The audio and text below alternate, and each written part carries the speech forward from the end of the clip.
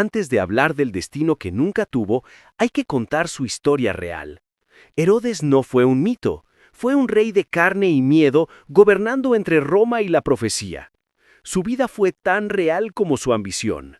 Y su ucronía, la pregunta que nos persigue: ¿qué habría pasado si el tirano hubiera elegido el perdón en lugar del miedo? Nació en tiempos convulsos, donde la fe se mezclaba con el hierro y los reyes eran peones de los imperios. Herodes aprendió pronto que el poder no se hereda, se roba. Roma lo observaba con recelo, pero lo usó como aliado.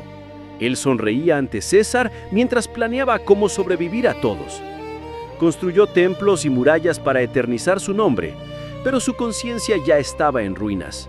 Su pueblo lo temía más que lo veneraba, y en los mercados se murmuraba que su corona pesaba más que su alma. En el silencio del palacio, Herodes escuchaba pasos que no existían. Los fantasmas del poder lo perseguían antes de dormir. Los sabios le hablaron de un niño nacido en Belén, un nuevo rey, y Herodes sintió que la historia se volvía contra él. Su respuesta fue el horror. Mandó matar a los inocentes para callar al destino. Pero el destino no se calla. Desde entonces se enfermó de cuerpo y alma. Su piel se pudría, su mente ardía en fiebre y culpa. Mandó ejecutar a sus propios hijos, temiendo que lo destronaran. El trono se volvió una tumba de oro. Hasta los dioses guardaron silencio. Ninguna plegaria respondió a su miedo. Cuando murió, el pueblo celebró en secreto. Decían que por fin descansaban los inocentes. Pero la historia nunca terminó ahí, porque la verdadera pregunta sigue abierta. ¿Y si Herodes hubiera elegido otro camino? Tal vez el niño habría crecido junto a él y la historia del mundo sería distinta. Esa es la ucronía que estamos por imaginar. Cuando Herodes murió, su cuerpo fue llevado a Herodión, la fortaleza que él mismo había mandado construir como su eterno refugio. Ni muerto confió en nadie. Los cronistas dicen que su piel se consumía como si el fuego lo habitara por dentro. Roma lo había hecho rey, pero la culpa lo coronó de gusanos. Su hijo Arquelao heredó el trono, pero no su astucia. El linaje de Herodes se desmoronó igual que sus muros. El pueblo temía pronunciar su nombre. En los mercados, los ancianos decían que hasta los perros subían de su tumba por las noches. Los historiadores romanos lo recordaron como un tirano, pero también como un genio de la construcción. Herodes fue ambas cosas, creador y destructor. Su legado quedó grabado en piedra, pero su conciencia en silencio. Y ahora que conoces la historia real, puedes respirar tranquilo.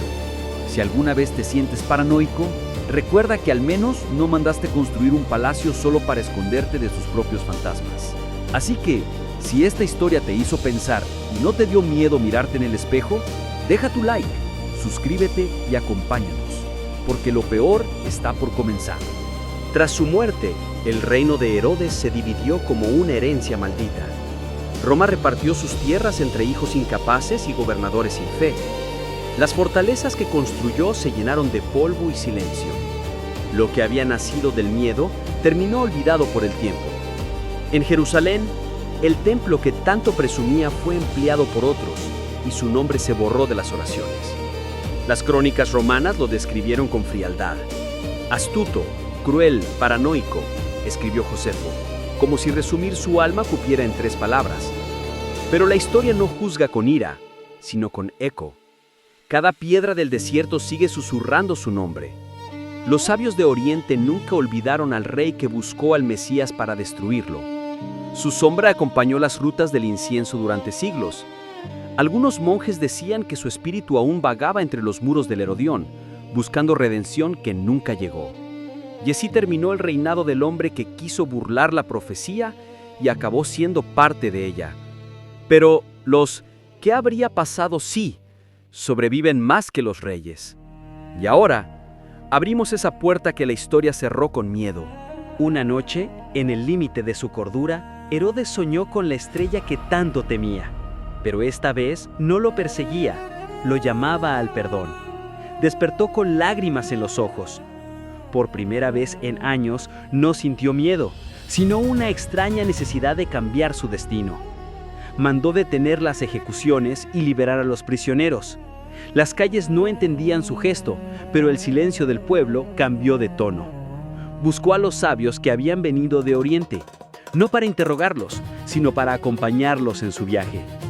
En el camino, el viento soplaba distinto. Hasta los soldados miraban al rey con asombro, como si lo vieran por primera vez. Llegaron a Belén. Allí, entre la humildad y el incienso, el rey que una vez ordenó la muerte se arrodilló ante la vida. No habló, solo dejó su corona en el suelo. El oro que tanto lo cegó ahora descansaba entre la paja. Los sabios lo miraron sin juicio. En ese instante, la historia del mundo cambió rumbo.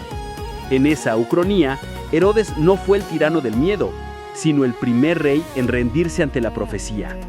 Y Jerusalén, en lugar de temer su nombre, había contado su historia como la del hombre que salvó al Mesías. Roma jamás lo habría comprendido, pero el eco de su gesto habría cambiado la fe del mundo entero.